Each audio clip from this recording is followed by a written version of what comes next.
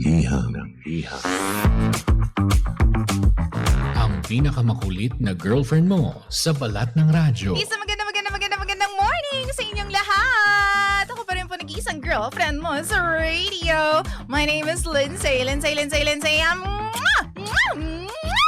Makulit pero may puso, handang makinig sa mga kwento mo. Alam mo, feeling ko kailangan mo na siyang iwan kasi it doesn't make sense. Ang kwento sa lihim ng liham.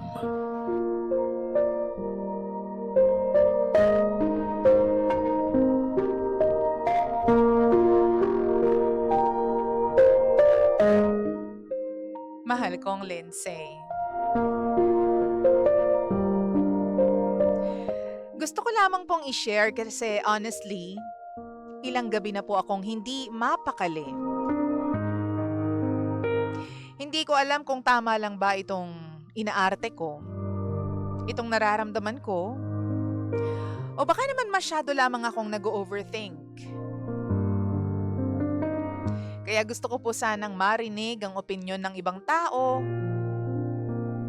yung tipong walang personal connection sa amin ng asawa ko.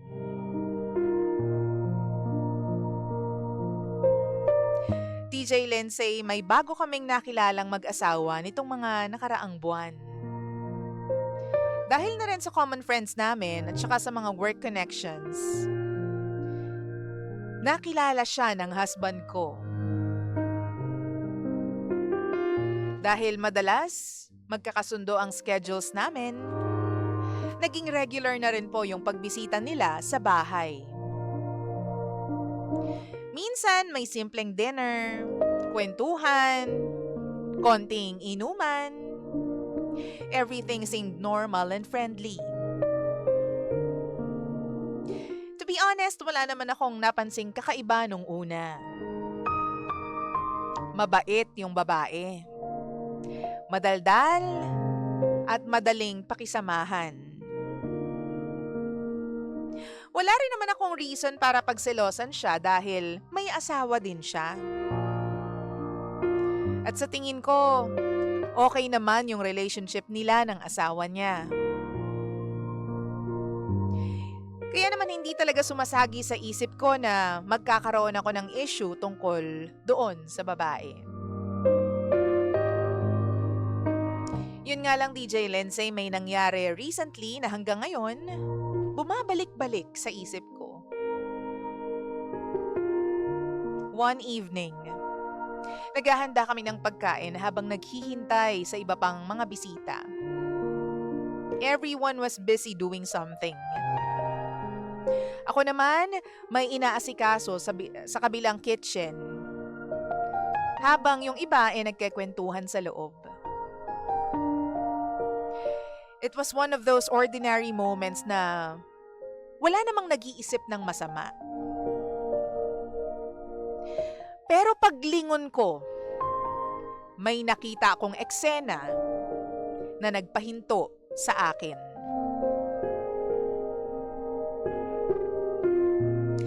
DJ Lindsay, sakto kong nakita yung babae na inaabot directly sa bibig ng asawa ko yung pagkain na niluluto niya. Sinusubuan niya yung asawa ko. Yung asawa ko. Hindi naman ito yung tipong pinapatikim niya sa lahat eh. The way I saw it, parang natural lang sa kanila yung interaction. Mabilis lang lahat. Siguro mga ilang segundo lang. Pero sapat na yon para mapansin ko at maalala yon hanggang ngayon. Ang weird sa pakiramdam kasi hindi naman ako gumawa ng eksena. Tumahimik lang ako. Tinuloy ko lang yung mga ginagawa ko at nakisama pa rin ako buong gabi na parang walang nangyari. But deep inside, parang may kung anong kumurot sa akin. Hindi ko rin alam kung bakit sobrang naapektuhan ako. Siguro dahil it's something I personally wouldn't do sa asawa ng iba. Hindi ko yun gagawin sa mister ng ibang babae. Since then, DJ Lindsay, hindi na mawala-wala yon sa isip ko. Yung senaryo na yon, kung paanong parang normal lang sa kanilang dalawa ang magsubuan. The more na nire-replay ko siya sa head ko, the more questions I start asking myself. Inosente lang ba sila? Friendly gesture lang ba yun? O isa ba yun sa mga bagay na maliit tingnan sa umpisa, pero may deeper meaning kapag pinagsama-sama na with other behaviors? Ang mas nakakalito dito, DJ Lindsay, wala naman akong ibang ebidensya. Wala rin ako nakikitang messages na nakakairita. Wala rin ako nahuhuling secret meetings or unusual behavior. As far as I know, normal naman ang lahat. Kaya nahihirapan akong malaman kung intuition ko ba ito o insecurity lamang. Kaya nga ba parang tingin ko sa sarili ko, nag-overreact ako eh. Pakiramdam ko, ang OA ko. After all, may mga tao naman talaga na touchy or expressive with friends, di ba? Baka naman sa kanila, normal lang yung ganong level of comfort. Baka ako lang talaga yung may problema kasi iba yung boundaries ko pagdating sa interactions with married people.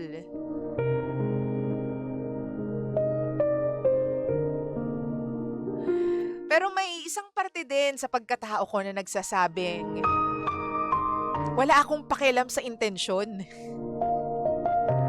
Kasi may mga bagay na inappropriate kapag kasal na yung tao.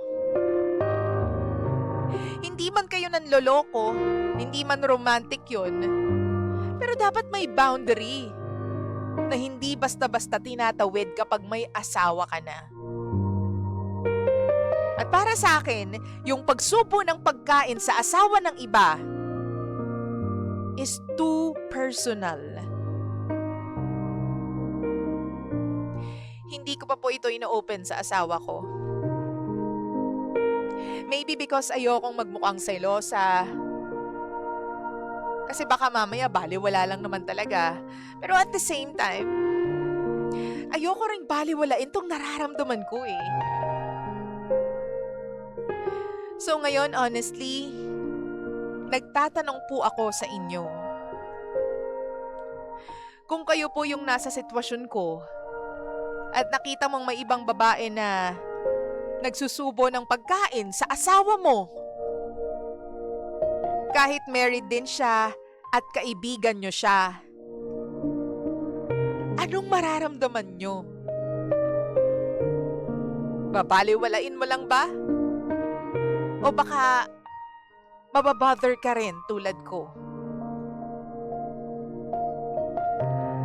DJ Lindsay, I need your advice. DJ Jimbo, please, tulungan niyo po ako. Muli, ako po si Monica. At pangga, ito po ang lihim ng aking liham.